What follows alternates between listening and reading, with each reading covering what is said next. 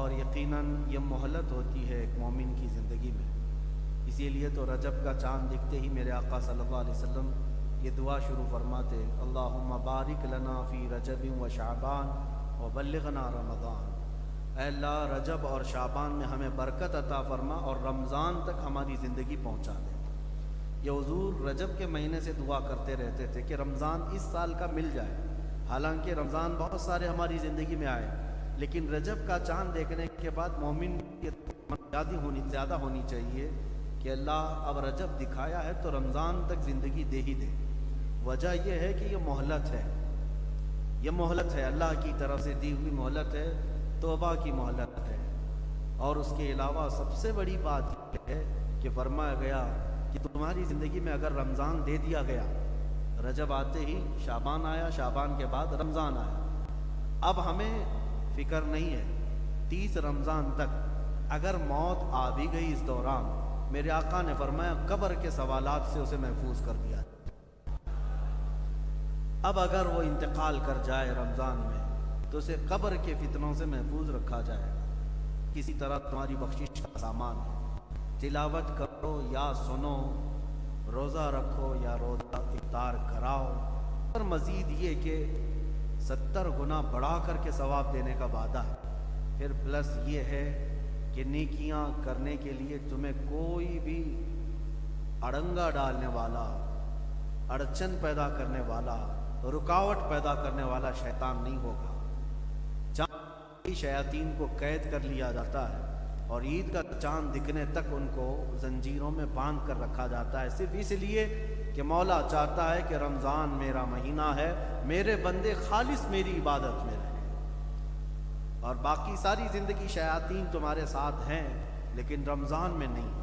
اللہ کریم اس مہینے کو ہمیں ہر طرح کی آفات و بلیات سے محفوظ رکھے، اور جتنے شرور و فتن ہیں اور وسوسے ہیں اللہ تعالیٰ ان سے بھی ہمیں محفوظ رکھے۔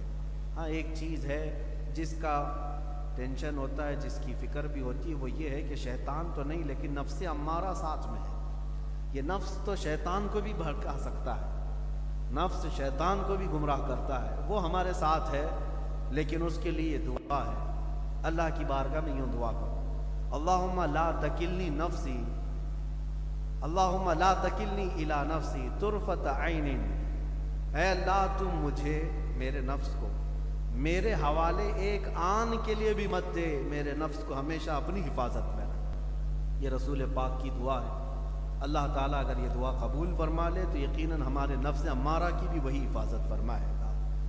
آئے میرے عزیزو، آج تفسیر قرآن کا پہلا یہ مرحلہ ہے، بلکہ آج کی پہلی محفل ہے۔ معمول کے مطابق رمضان المبارکہ میں ہر رات قرآن کی مکمل تلاوت ہوتی ہے، اور اس کے بعد تلاوت جو کیا گیا ہے اس میں چیدہ چیدہ جو آیتیں ہیں ان کی تفسیریں آپ کے سامنے رکھی جاتی ہیں۔ برسوں سے میرا معمول رہا ہے، اس سال انشاءاللہ العزیز قرآن عظیم کے وہی اہم پیغامات جو بندوں کے لیے آئے ہیں آپ کے سامنے رکھنے کی کوشش کروں گا۔ سب سے پہلے آج قرآن کی تاریخ ہمیں معلوم ہونی ضروری ہے۔ قرآن اللہ کی کتاب ہے اور تمہارے لیے آئی ہے۔ ایک جو شبہ ہے لوگوں کے دماغ میں، اس کو میں دور کرتا ہوں۔ آج قرآن آپ یہ سمجھتے ہیں قسم کھانے کے لیے قرآن ہے، حتیٰ کہ ایسا بنا دیا گیا کہ کورٹ میں بھی مسلمان کھڑا ہو تو اس کو ہاتھ رکھوا کر کے بولا جاتا ہے کہ اس پر ہاتھ رکھ کر بولو، جو بولوں گا سچ بولوں گا۔ تو قرآن جو ہے یہ صرف قسم اٹھانے والی کتاب تھوڑی نہ ہے۔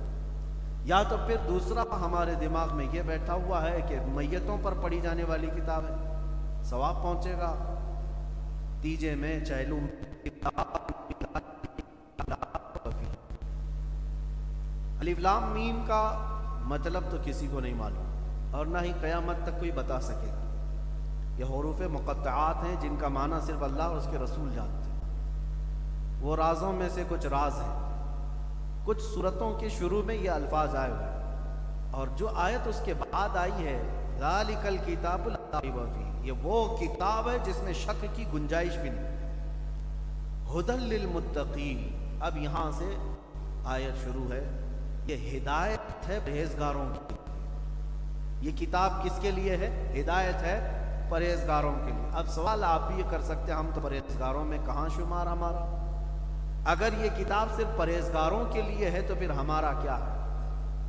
اور کیا قرآن صرف پرہیزگاروں کے لیے، متقیوں کے لیے آئی ہے؟ نہیں، اس کی ایک مثال ہی ہے میرے عزیزو۔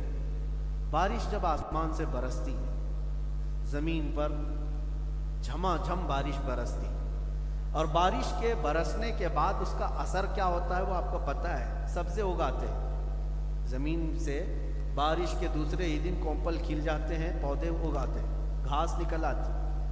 لیکن میں آپ سے ایک بات پوچھتا ہوں، جب بارش برستی ہے تو ڈامر والے، سیمنٹ والے روڈ پہ بھی برستی ہے، کچے میدان پہ بھی برستی ہے، کھیتیوں میں بھی برستی ہے۔ تو زمین ساری بارش ایک ہی طرح برس رہی ہے، لیکن اس ڈامر کے روڈ پر ایک بھی گھاس نہیں اگتا، نہ ہی ایک پودا نکلتا ہے، 10 سال بھی بارش برسے۔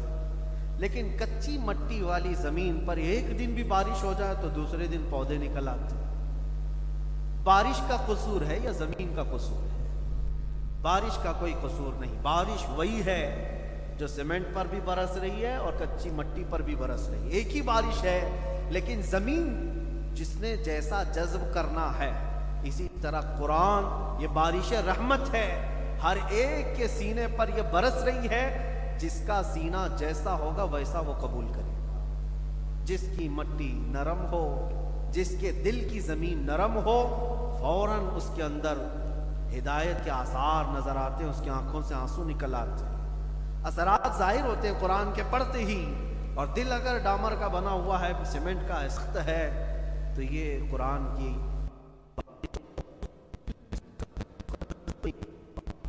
تو ہدی للمتقین کا مطلب یہ نہیں ہے کہ صرف یہ پرہیزگاروں کے لیے ہدایت ہے، ہدایت سب کے لیے ہے، لیکن پرہیزگار اس سے نفع اٹھاتے ہیں، پرہیزگار اس قرآن پاک سے فائدہ اٹھاتے ہیں۔ قرآن کے متعلق میں آپ کے سامنے یہ عرض کرتا ہوں، رمضان المبارکہ میں قرآن کی تلاوت کثرت سے ہوتی ہے۔ اس کی وجہ یہ ہے کہ یہ کتاب نازل ہی رمضان میں ہو، کیونکہ اسی کتاب میں اللہ نے فرمایا شہر رمضان الذی انزل فیہ القرآن، رمضان کا وہ مہینہ جس میں اللہ نے قرآن نازل کیا، جس میں قرآن اتارا گیا ہے۔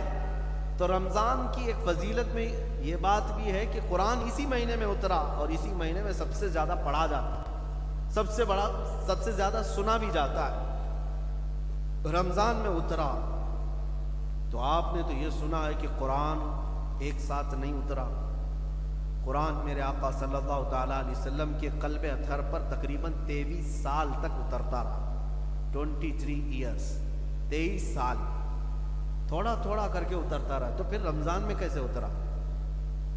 رمضان میں اترنے کا مطلب کیا ہے؟ حدیث پاک میں ہے، اللہ رب العزت نے اپنے علم پاک سے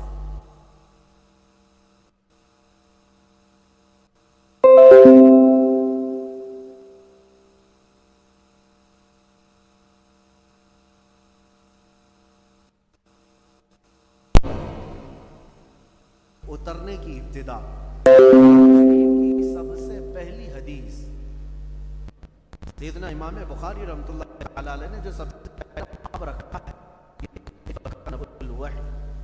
وحی کے اترنے کی شروعات کیسی تھی، وحی کے یعنی قرآن کے اترنے کی شروعات کیسی تھی؟ نبی پاک صلی اللہ علیہ وسلم مکہ مکرمہ میں جب آپ کی عمر مبارک 40 سال کی ہوئی، کثرت سے نبی پاک صلی اللہ علیہ وسلم عبادت کی طرف رجوع فرماتے، یعنی جب آپ کی عمر پاک 35 سال سے اوپر ہوئی تو حضور اکرم صلی اللہ تعالیٰ علیہ وسلم نے دنیاوی معاملات کو یکسر ترک فرما دیا تھا۔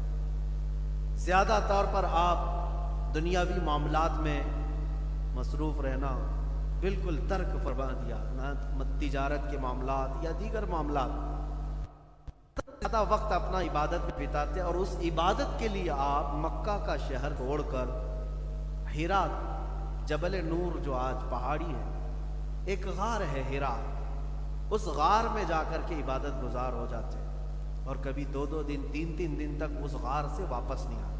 وہ غار ایسے لوکیشن پر ہے کہ وہاں بیٹھ کر کے عبادت کریں تو خانہ کعبہ سامنے نظر آتا ہے۔ نبی پاک صلی اللہ تعالیٰ علیہ وسلم وہ جگہ پسند تھی وہاں بیٹھتے اور خانہ کعبہ کو دیکھتے رہتے اور عبادت میں مصروف رہتے. یہ کئی دن تک گزرتے رہے حالات. پھر ایک شب ایسی آئی کہ آپ غار حرا میں مصروف عبادت تھے.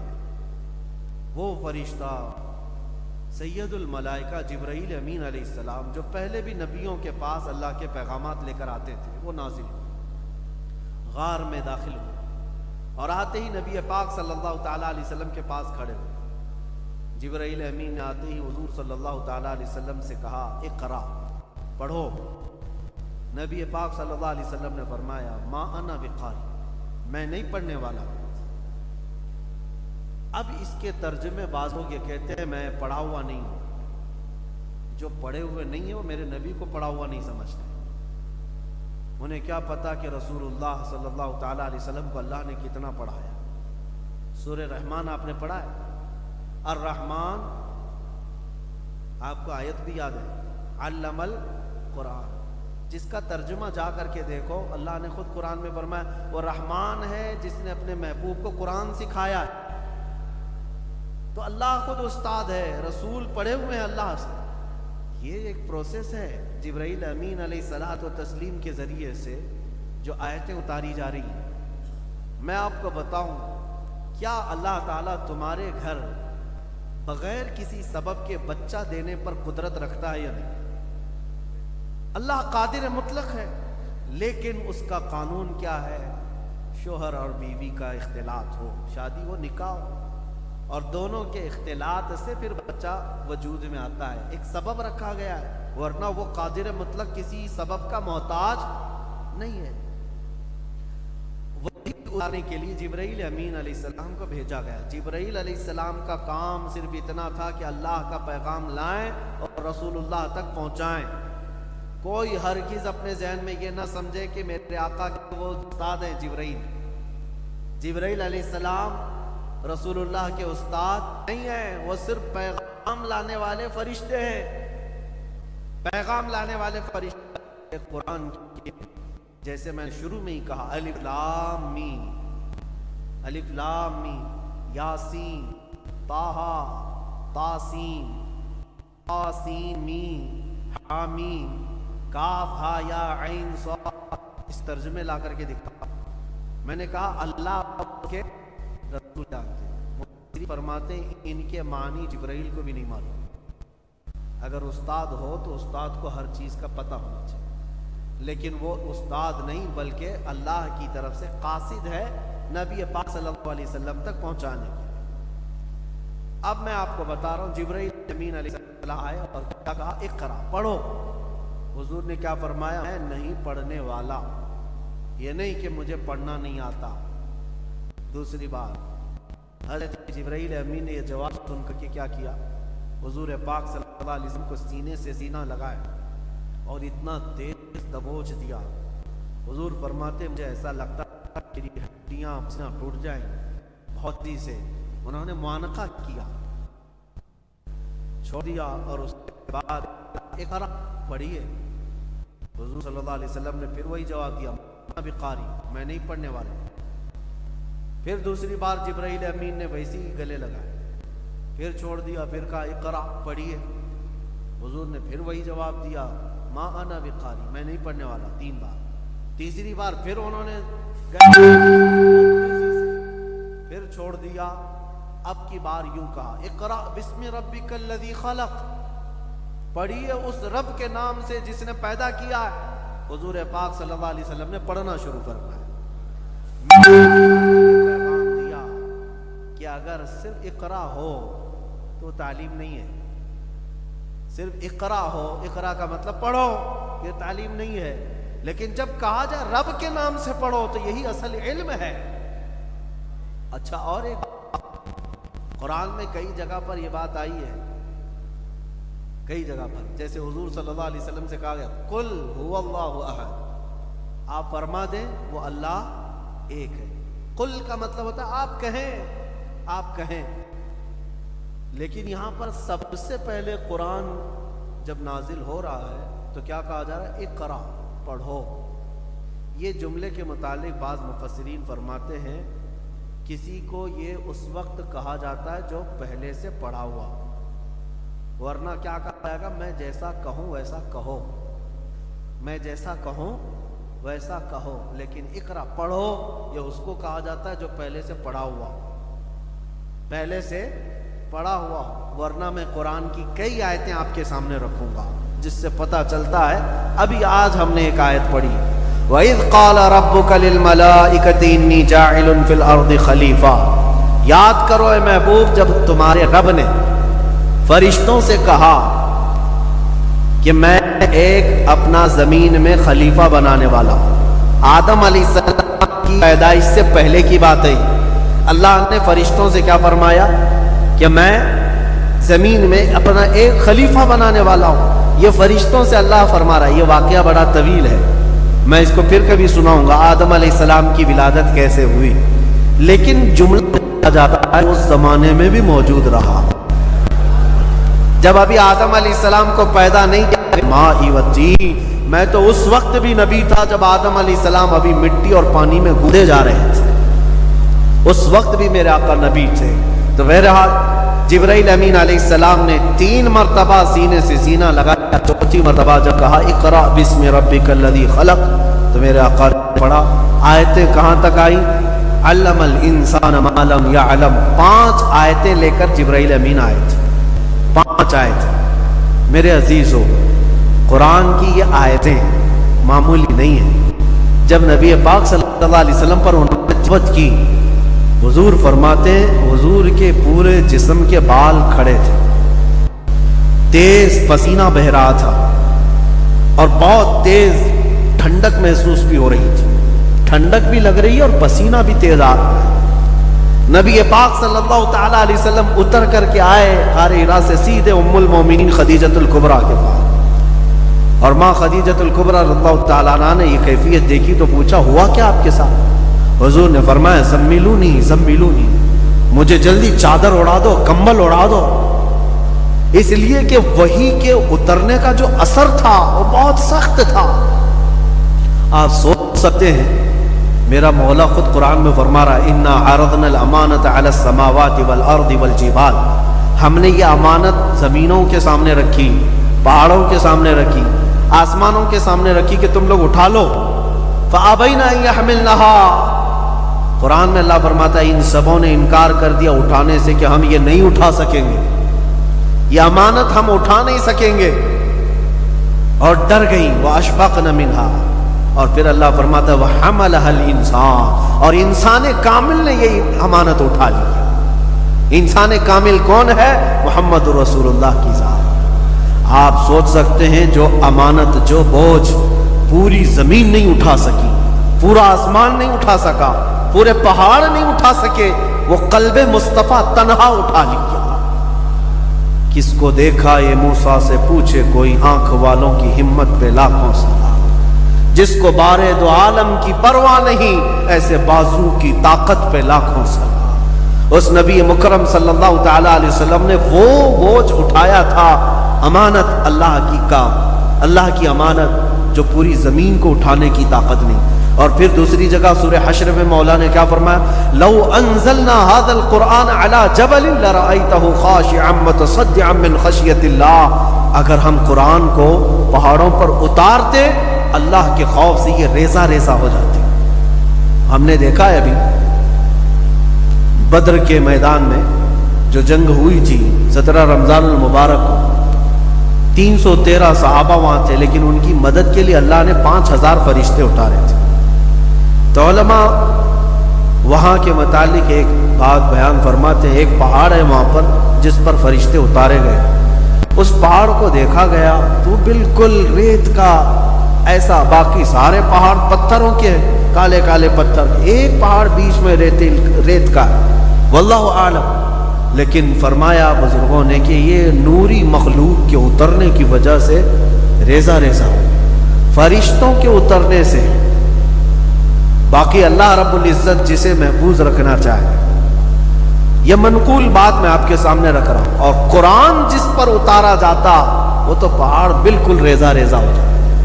میں کبھی یہی سوچتا ہوں پہاڑوں کے اندر اتنی طاقت نہیں کہ وہ قرآن کی امانت اٹھا سکے، لیکن میرے مصطفیٰ کریم صلی اللہ علیہ وسلم نے وہ بوجھ اپنے قلب پر اٹھا لیا۔ اب آپ کو ایک بات بتا دوں، حضور صلی اللہ علیہ وسلم نے تو اٹھا لیا، ہم بھی تو تراویح پڑھا رہے، قرآن ہمارے پاس، چھوٹے بچے ہمارے قرآن پورا انہوں نے یاد کر لیا ہے، کئی حفاظ یہاں پر الحمدللہ آج ہیں ہماری تراویح۔ میں اس کو اپنی خوش بختی سمجھتا ہوں کہ میرے پیچھے الحمدللہ سننے والے پورے حافظ قرآن بھی موجود ہیں، الحمدللہ 3 تو یہاں کھڑے ہیں، اور بھی ہمارے شاگرد بھی یہاں پورے حافظ موجود ہیں، ان کے سینوں میں بھی قرآن موجود ہے پورا۔ میں یہ پوچھتا ہوں تو کیا ان کے قلب، ان کے دل بھی پہاڑوں سے زیادہ مضبوط ہیں کہ انہوں نے بھی اٹھا لیا ہے؟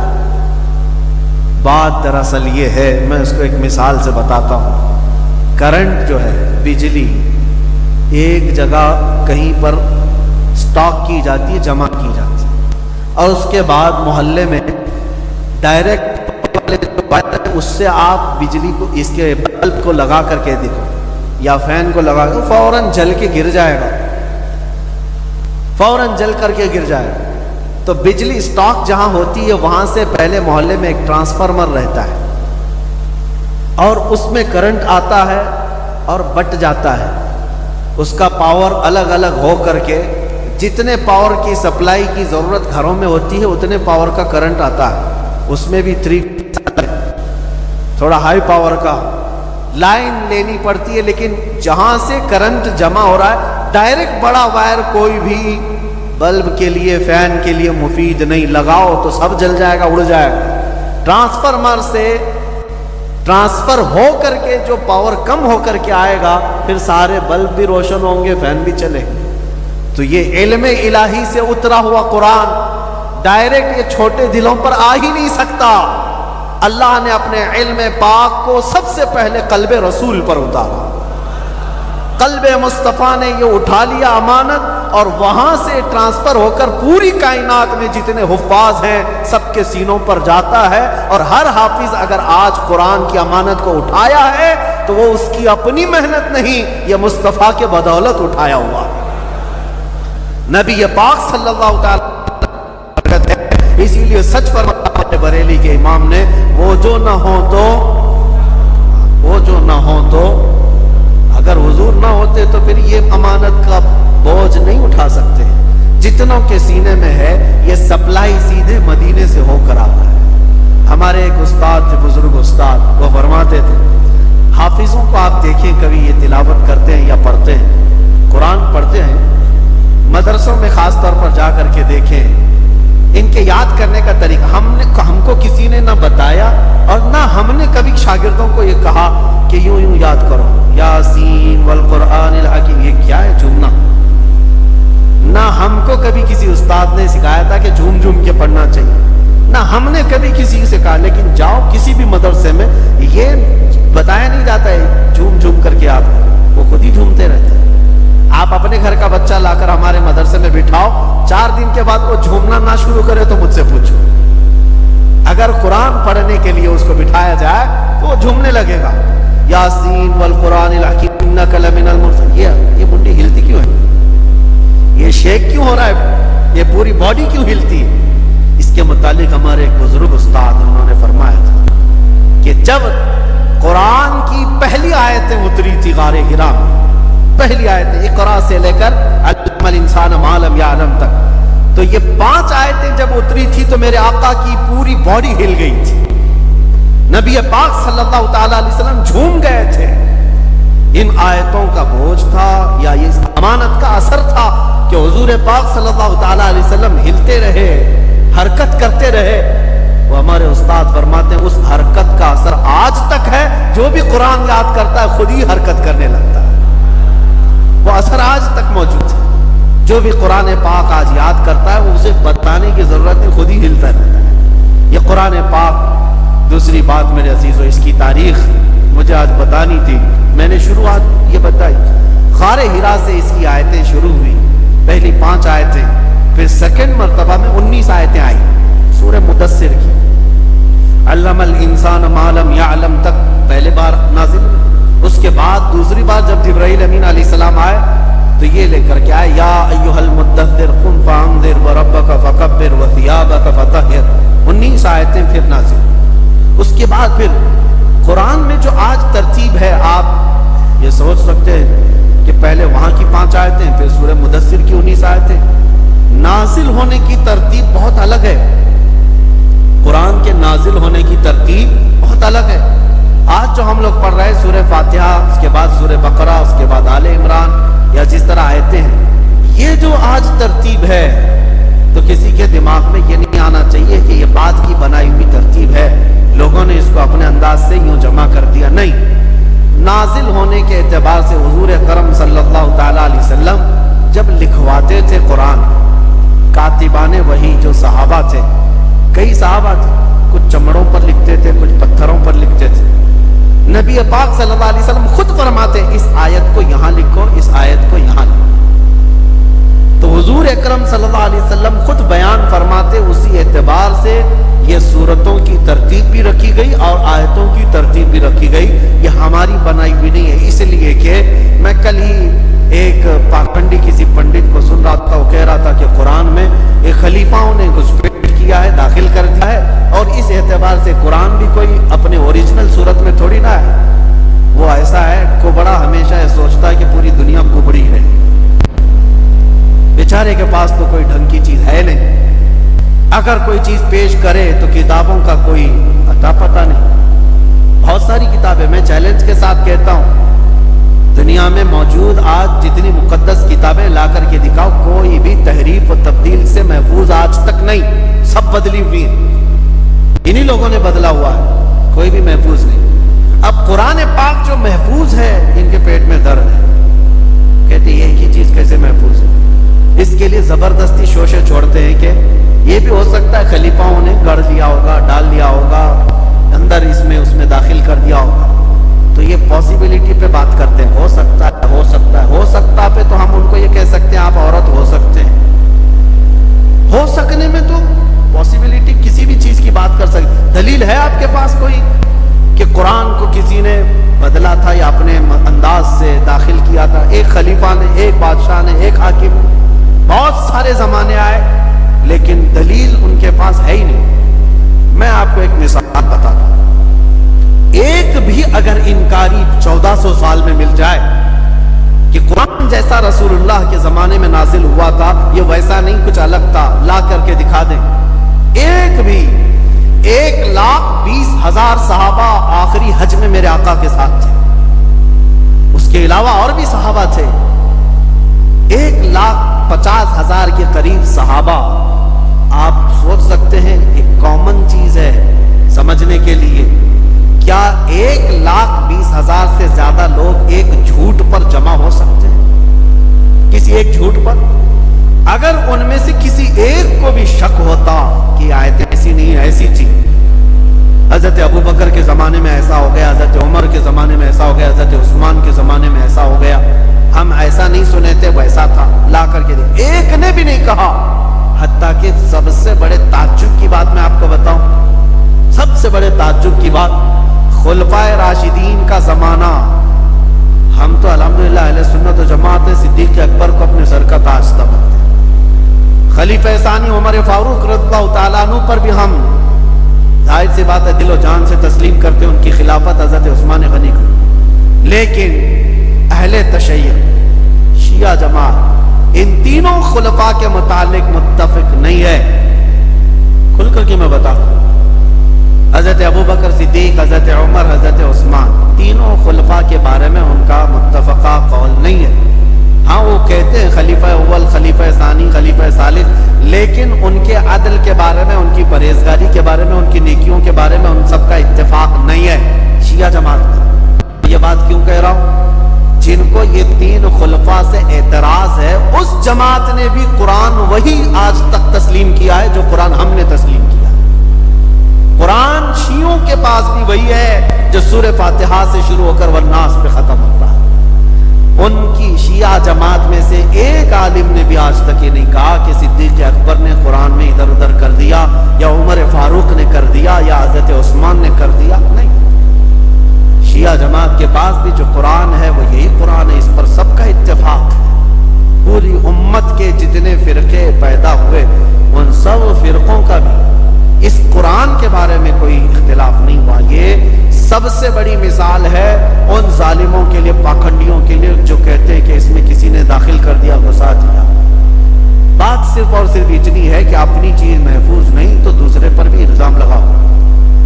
اپنا گھر تو ٹھیک ہے نہیں، دوسرے کے گھر کو بھی بول دو کہ یہ صحیح نہیں۔ لیکن قرآن عظیم جس طرح میرے آقا صلی اللہ علیہ وسلم کے زمانے میں نازل ہوا تھا اسی صورت میں آج تک محفوظ، آج تک قرآن پاک محفوظ۔ اب چلیے دوسری بات میں آپ کے سامنے رکھتا ہوں۔ حضور صلی اللہ علیہ وسلم کے بہت سارے معجزے ہیں۔ چاند کے 2 ٹکڑے فرمایا حضور، مانتے ہیں کہ نہیں مانتے؟ سورج کو حضور پاک نے پلٹایا، تسلیم کرتے ہیں کہ نہیں؟ میرے آقا صلی اللہ علیہ وسلم نے انگلیوں سے پانی کے چشمے جاری کیے، مانتے ہیں حضور کے یہ معجزے؟ لیکن دیکھا ہے آپ نے، آپ یہ معجزے جب غیر مسلموں کے سامنے کہیں گے تو کہیں گے ہمارے بھی بڑے لوگ ایسے سب کر کے گئے، وہ پہلے کی باتیں کہیں گے، وہ نہیں مانیں۔ لیکن میرے عزیزوں، تمہارا سینہ فخر سے چوڑا ہونا چاہیے۔ آج تک میرے آقا صلی اللہ علیہ وسلم کا زندہ معجزہ کوئی ہے تو قرآن پاک۔ یہ چیلنج پہ چیلنج دینے والی کتاب ہے۔ اللہ نے اس میں چیلنج دیا ہے ان ظالموں کو کہ لاؤ، اگر یہ اللہ کی کتاب نہیں ہے تو ایسی ایک کتاب تم بھی بنا کے لاؤ۔ پوری کتاب نہیں لا سکتے تو ایک سورہ بنا کے لاؤ، سورہ نہیں تو 10 آیتیں بنا کے لاؤ۔ کون سا بڑا کام تھا یہ؟ 1400 سال سے کیوں نہیں کیا؟ نہیں کر سکے۔ بعض لوگ ارے اب تو ٹیکنالوجی کا دور ہے، کمپیوٹر کا زمانہ ہے، بنا لیتے، کرائے کے لوگوں کو بٹھا کر کے عربی ادھر سے ادھر کر کے ایک کتاب بنا لیتے۔ نہیں بنا سکتے، کیونکہ قرآن صرف عربی لکھنے کا نام نہیں ہے، قرآن کی ایک ایک آیت معجزہ ہے، ایک ایک آیت معجزہ ہے۔ قرآن 1400 سال پہلے خبریں دے رہا ہے، آج وہ چیزیں واقع ہو رہی ہیں۔ تم کیسے خبریں دو گے؟ تم کیسے خبریں دو گے؟ آج خبریں دو گے کہ 1400 اب اور زمانہ 40 سال کے بعد ایسا ہوگا، اٹکل پچھو تو مار سکتے ہو، لیکن قرآن جو ہے وہ حقانیت اور صداقت کی بات کرتا ہے، صداقت کی بات کرتا ہے۔ یہ چیزیں کہاں سے لائیں گے میرے عزیزوں؟ میں آج آپ کو قرآن کی طرف راغب کرنے کے لیے ایک بات اور بھی کہتا ہوں۔ دنیا میں تمہارا امتحان ہوگا، تمہیں آزمایا جائے گا۔ آج میڈیا کے ذریعے سے دیکھا بھی جا رہا ہے، کوئی بابا پرچیاں نکال کر کے لوگوں کے دماغ میں کیا کیا ہے وہ سب بتا دیتا ہے۔ لوگوں کو ایسا لگتا ہے ارے ہاں کیا چمتکار ہے بابا۔ میں وہ چمتکار کے بارے میں بتاتا ہوں اور تھوڑا انتظار کرو۔ اللہ تبارک و تعالی ہر چیز کو واضح کر کے سامنے لاتا ہے، انتظار کرو۔ لیکن ایمان والوں کے لیے امتحان یہ ہے، تم دنیا میں کسی چمتکار کو دیکھ کر کے گرویدہ مت ہو جانا۔ میاں یہ تو بابا ہے، دجال آنا باقی ہے، یہ تو پرچی دکھا رہا ہے، دجال تو بارش برسا کے دکھائے گا۔ یہ تو ابھی نام بتا دے تمہارے چاچا کے، تمہارے بھتیجوں، دجال تو زمین سے پودے نکال کر دکھا دے گا، بلکہ وہیں مارے گا، وہیں زندہ بھی کر کے دکھائے گا۔ یہ تو میرے آقا نے پہلے سے فرمایا۔ تو کیا ایسی حرکتیں کر کے دکھا دینے پر تم فوراً آمنا صدقنا کہو گے؟ نہیں، میرے آقا نے فرمایا اس وقت ایک سچا مومن یہی کہے گا، اللہ ربی یحیی و یمیت، میرا رب اللہ ہے، وہی زندگی دیتا ہے، وہی موت دیتا ہے۔ آنکھوں پر پٹی تو پڑ سکتی ہے، شعبدہ بازی ہو سکتی ہے، جادوگری تو دنیا میں موجود ہے، تمہاری نظر بندی تو ہو سکتی ہے، لیکن حقیقت میں اشیاء کو بدلنا صرف اللہ کی قدرت ہے۔ اسی لیے میرے عزیزوں، قرآن کی سچائی پر یقین رکھو، تمہیں ادھر ادھر جانے کی ضرورت نہیں، یہ اللہ کا کلام کافی ہے۔ وَنُنَزِّلُ مِنَ الْقُرْآنِ مَا هُوَ شِفَاءٌ، اللہ نے فرمایا ہم نے ہر وہ چیز اتار دی ہے اس قرآن میں جو مومنوں کے لیے رحمت بھی ہے اور شفا بھی ہے، مومنوں کے لیے رحمت بھی ہے اور شفا بھی ہے۔ قرآن کی تاریخ میں ایک چیز میں آپ کو بتا دوں، یہ ایسا معجز کلام، معجز کا مطلب عاجز کرنے والا کلام، آپ رہا ہے، اس کا جواب کوئی لایا نہیں ہوگا اب تک؟ لانے کی کوشش کیے تھے عرب لوگ، اور وہ بھی بھاڑے کے لوگ، کرائے کے لوگ، شاعر لوگ۔ مکہ والے پریشان ہو گئے آیتیں سن سن کر کے۔ حضور فرماتے لاؤ ایک آیت، لاؤ 10 آیتیں، لاؤ ایک سورہ، کیونکہ تمہاری زبان بھی وہی ہے جو قرآن کی زبان ہے، کیوں نہیں لاتے بنا کر کے؟ ان کی طاقت نہیں ہوئی تو یمن کے، شام کے، جگہ جگہ کے جو بڑے بڑے فصیح و بلیغ شاعر تھے ان کو لے کے آئے، کہا کہ جتنے پیسے چاہیے لے لو، یہ قرآن کا جواب لکھ کر کے لاؤ۔ تو پیسے تو لے کر کے گئے، 1 سال تک کھا پی کر کے دوسرے سال آئے اور کہا کہ نہیں بنا پایا، اور تھوڑے پیسے دے دو۔ بڑے بڑے مالداروں نے دوسرے سال پھر پیسے دیے، جاؤ کچھ تو بنا کے لاؤ۔ دوسرے سال گئے، سال بھر حج کے موسم میں آتے تھے سارے لوگ، مکہ میں جمع ہوتے تھے۔ اب ان کو ڈر لگنے لگا دوسرے سال اگر نہیں لے کے جائیں گے تو یہ عرب کے بڑے بڑے سر پھرے سیٹھ لوگ جو ہے مار ڈالیں گے، تو کچھ نہ کچھ بنا کے لے کے آئے شاعر لوگ۔ ابھی ہم نے آج پڑھی ہے قرآن کی سورہ القاریعۃ ما القاریعہ وما ادراک ما القاریعہ۔ اللہ نے فرمایا وہ چنگھاڑنے والی، قیامت کا تذکرہ ہے اس میں۔ چنگھاڑ، کیسی چنگھاڑ جو قیامت کے وقت آئے گی کہ انسان روئی کے پھائے کی طرح اڑ رہے ہوں گے، یعنی تمام پہاڑوں کو دیکھو کہ تم ہوا میں اڑ رہے ہوں گے، گردش کر رہے ہوں۔ یہ قیامت کا منظر ہے اس میں سورہ میں، القاریۃ ما القاریہ وما ادراک ما القاریہ۔ اس سورے کے وزن پر انہوں نے بھی ایک بنا لی، لے کر کیا، الفیل ما الفیل وما ادراک ما الفیل خرطومہ طویل، عربی میں جس کا مطلب یہ ہوتا ہے ہاتھی، تم کیا جانو ہاتھی، ہاتھی کیسی ہوتی ہے، اس کی سونڈ لمبی ہوتی ہے، دم چھوٹی ہوتی ہے، پیٹ بڑا ہوتا ہے، پیر اونچے ہوتے ہیں۔ لے کر کے آئے مکہ والوں کے سامنے، تلاوت کیا الفیل میں، سب گھبرا کے کھڑے ہو گئے اور سب کہنے لگے کیا بکواس ہے، کیا بکواس ہے، ہاتھی تم کیا جانو ہاتھی، سونڈ لمبی ہوتی ہے، پونچھ چھوٹی ہوتی ہے، یہ کوئی سورے بنا کر کے لایا؟ بہت پھٹکار کھائی اور خود ہنسنے بھی لگے، خود بنا کر کے لائے اور خود ہنسنے بھی لگے، ہم نے کیا بنا دی۔ کہا اس بار تمہیں جو ہے وارننگ دیتا ہوں۔ بڑے سیٹھ نے کہا اگر تیسرے سال خالی ہاتھ آئے تو مارے جاؤ، قرآن کے جواب میں کچھ تو لے کے آؤ۔ یہ کوشش میاں پہلے سے ہوتی رہی ہے، بیچارے آج میڈیا کے ایک میز پر بیٹھ کر کے کہتے ہیں کہ 26 آیتیں نکال دیں گے، وہ بڑے بڑے عرب نہیں کر پائے، یہ لوگ کریں گے جن کو پیشاب کا طریقہ نہیں معلوم قرآن کی 26 آیتوں کے بارے میں۔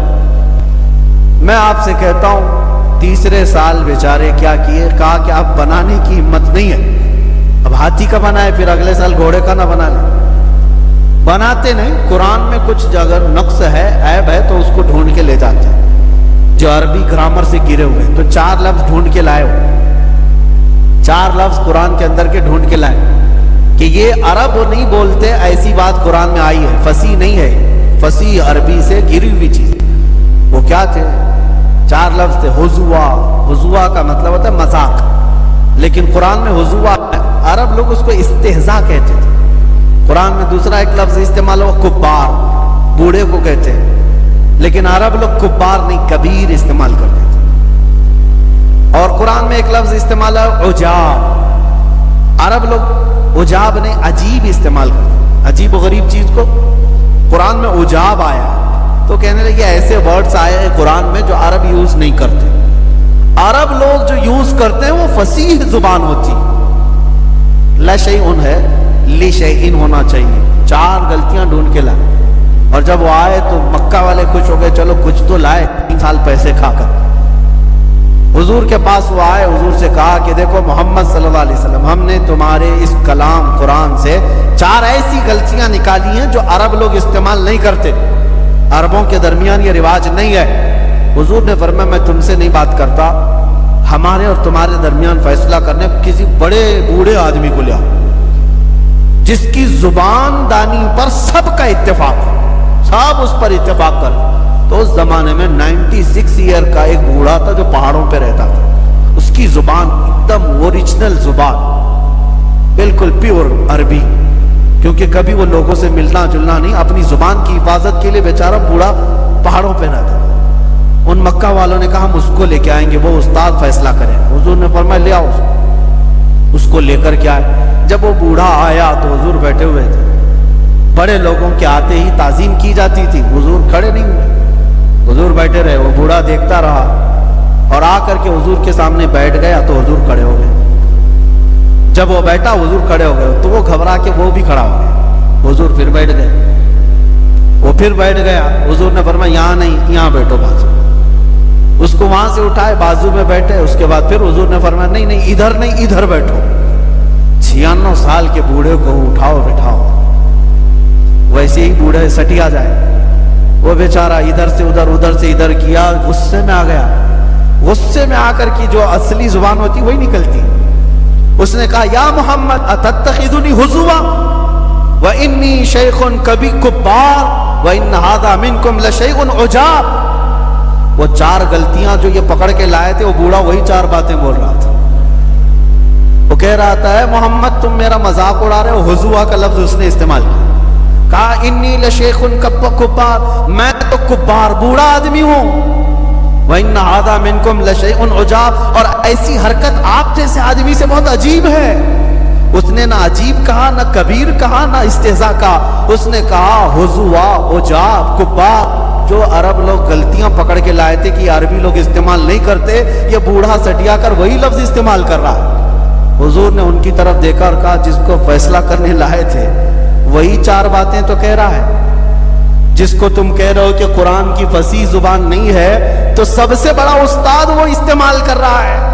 بیچارے شرما کر منہ جھکا کر چلے۔ قرآن کا جواب اس وقت بھی نہ لا سکے تھے۔ حضور کے زمانے میں ایک اور چیز ہوتی تھی، شاعر لوگ، شاعروں کا رواج تھا، جو سب سے اچھی شاعری کرتا تھا اس کی شاعری خانہ کعبہ کے پاس لا کر لٹکا دی جاتی، اور چیلنج ہوتا تھا اس سے اچھی شاعری اگر کوئی لکھے گا تو یہ پرانی والی نکال دیں گے اور نئی والی پھر لگائیں۔ عربوں میں فیصلہ ہوتا تھا بیٹھ کر، تو کعبے کے دروازے کے پاس جس کی شاعری لٹکی ہے وہ سب سے عمدہ شاعری، عربی میں شعر و شاعری کا رواج تھا۔ ایک دن حضور صلی اللہ علیہ وسلم نے لکھوایا سورہ کوثر، انا اعطیناک الکوثر فصل لربک وانحر ان شانئک هو الابتر۔ 3 آیتیں بس لکھوا کر کے کعبے کے پاس لٹکا دیا اور کہا کہ جو اس سے بہتر لکھ کر کے لائے گا یہ نکالا جائے گا اور نیا لگایا جائے گا۔ اب عربوں کو پتا تھا اس کے معنی کیا ہیں، اور یہ 3 آیتیں نہیں ہیں ہمارے اور آپ کے لیے، ہم اجنبی ہیں عربی سے، لیکن عربی لوگ جانتے ہیں اس میں کتنا سمندر بھرا ہوا ہے معنوں میں۔ دیکھتے رہے۔ پھر اس زمانے میں بھی انہوں نے بہت بڑے شاعر کو پکڑ کر لا کر کہا اس کا جواب لکھو، اس کو اترواؤ کعبے سے۔ وہ آیا، دیکھا، غور سے پڑھا، انا اعطیناک الکوثر فصل لربک وانحر ان شانئک هو الابتر۔ اپنی طرف سے نیچے لکھ کر کے لگایا ما ھذا کلام البشر، کہا کہ یہ بشر کا کلام ہو ہی نہیں سکتا۔ اس نے کہا میں کیا شاعری لکھوں، یہ جو کلام ہے یہ بشر کا ہو ہی نہیں سکتا۔ اس کے بعد سے آج تک کعبے پہ لٹکانے کا رواج ہی ختم ہو گیا۔ قرآن کے آنے کے بعد پھر کوئی فصیح زبان اس کا مقابلہ نہیں کر سکی۔ یہ میرے رب کا کلام سچا اور میرے مصطفیٰ کا سچا معجزہ ہے۔ مجھے حیرت اس بات کی ہے کہ ہماری قوم اس سے غافل ہے، اس قرآن پاک سے، اس کے ترجمے، معنی، تفسیر تو دور کی بات، پڑھنا نہیں آتا لوگوں کو، میتوں پر پڑھتے۔ ابھی رمضان میں جھٹک کر کے نکالے ہوں گے کہ پڑھنا ہے، لیکن میرے عزیزوں اس قرآن کے ساتھ اتنی ناانصافی کرتے رہو گے تو ہدایت کیسے پاؤ گے؟ درس قرآن اگر ہم نے نہ بلایا ہوتا، یہ زمانے نے زمانہ نہ دکھایا ہوتا۔ وہ زمانے میں معزز تھے مسلمان ہو کر، آجم خار ہوئے تاریک قرآن ہو کر، ہم قرآن چھوڑ کر کے خار ہوئے۔ اتنا علم اس کے اندر ہے۔ میں نے اب تفسیر کے لیے جو اس سال مزاج بنایا تھا کہ قرآن کے اندر جو علوم ہیں میں آپ کے سامنے نکال کر کے رکھوں گا۔ آج ریسرچ کرنے کے بعد جو علوم لائے گئے، میں نے وہ علوم قرآن میں پڑھے، نام اگرچہ الگ الگ دیے ہوں، میڈیکل سائنس کی کتنی تھیوریاں میں قرآن سے آپ کو نکال کر بتاؤں، ایمبریالوجی جس کو کہا جاتا ہے، بچے کے پیدا ہونے کا سارا علم، ایمبریالوجی، یہ پورا قرآن نے اس زمانے میں بتایا ہے جب نہ سونوگرافی کی مشین تھی، نہ ایکسرا تھا، نہ سی ٹی اسکین، کچھ نہیں۔ ماں کے پیٹ میں بچہ کیسے کیسے پلتا ہے، وہ ہو بہو وہی الفاظ آج میڈیکل سائنس میں موجود ہے۔ یہ قرآن کے اندر وہ علوم موجود ہے۔ اور علم نباتات جس کو کہتے ہیں بوٹانی، اور آرکیالوجی، آسٹرونومی، آسٹرالوجی، یہ الگ الگ علوم آج پیدا کی۔ آسٹرالوجی والے زمین کے ماہرین، فلکیات کے ماہرین زمین کے اندر کے خزانے کھوج رہے ہیں، اور قرآن نے وہ سب اس میں بتایا ہے۔ آسٹرونومی، ستاروں کا علم رکھنے والے بہت سارے ماہرین ہیں، سائنٹسٹ ہیں، وہ اب کے زمانے میں کھوج کر کے نکال رہے ہیں کہ ستارے کتنے بڑے ہیں، یہ کتنی طاقت کے ہوتے ہیں، ان کی عمر کتنی ہوتی ہے، اور یہ کب جا کر کے کہاں ختم ہوتے ہیں۔ بلیک ہولز کیا ہیں؟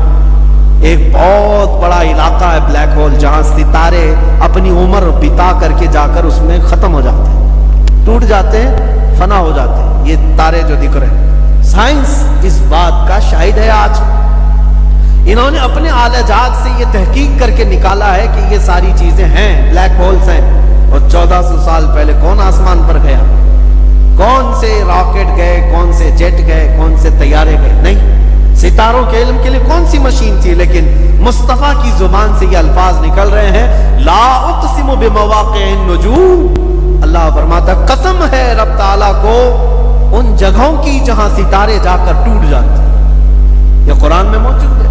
بلیک ہولز کو آج تم نکال رہے، ریڈ سی کے اندر موجود چیزیں، اور اٹلانٹک اوشین کے اندر موجود وہ ڈارک سپیس جہاں سورج کی روشنی نہیں پڑتی، قرآن کے 18ویں پارے سورہ نور میں موجود ہے۔ جبکہ رسول پاک صلی اللہ تعالیٰ علیہ وسلم کبھی اپنی زندگی میں سمندر کا سفر نہیں فرمایا، لیکن سمندر کی باریکیاں حضور کی زبان سے اللہ بیان فرما۔